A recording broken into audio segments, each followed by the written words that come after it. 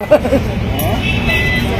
देखे टका आप देखते रखो आप देखो अभी खान 5 मिनट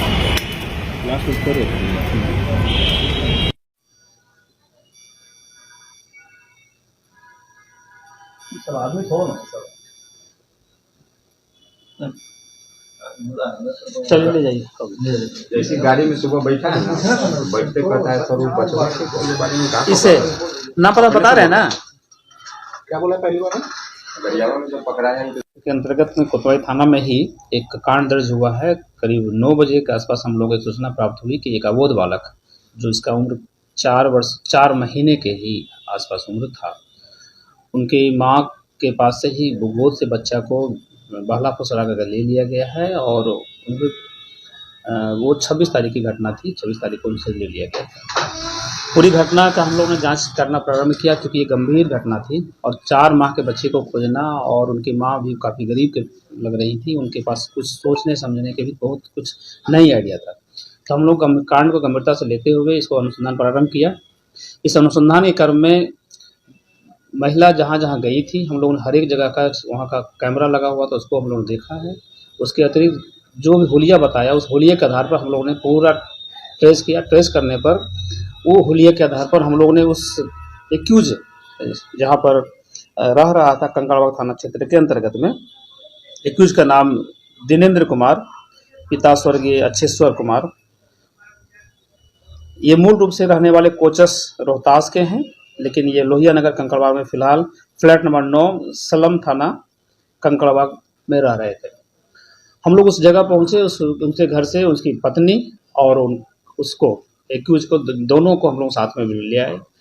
उनको लाने के बाद हम लोगों ने पूछताछ किया। पूछताछ करने के क्रम में उन्होंने खुद बताया कि हम लोग इसी तरह से जो महिला अबोध तरह के बच्चे को लेकर जाते रहते हैं, हम लोग पीछा करते हैं और पीछा करके उनको बहला फुसला करके अपने पहले कॉन्फिडेंस में लेते हैं। कॉन्फिडेंस में लेने के बाद हम लोग ने उसको बच्चे को अपने पास लेने के बाद उनका पालन पोषण करते हैं। कुछ दिन बाद फिर हम लोग बेच देते हैं।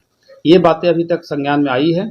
यह घटना का जो संक्षिप्त है मैं इसको यह बताना चाहता हूँ कि ये जो महिला है जिसके बयान पर कांड दर्ज है, वो महिला अपने पति से रूठ करके उनसे कुछ छोटा मोटा विवाद हुआ होगा, उसके कारण से वो दिल्ली जा रही थी। दिल्ली जाने के क्रम में एक व्यक्ति, इनको अनजान व्यक्ति मिल जाता है रास्ते में। उन्होंने भी अपना बताता है कि मैं भी इलाहाबाद तरफ जा रहा हूँ। इसी क्रम में उस महिला को उनके माताजी का फ़ोन आता है। कहता है कि मतलब कि एक बेटी और जो उनकी 3 साल की थी वो घर में रो रही है, इसलिए कृपया करके आप वापस चले जाओ। तो इन्होंने अपना इरादा चेंज किया और वो अचानक भोजपुर के आसपास में उतर गई।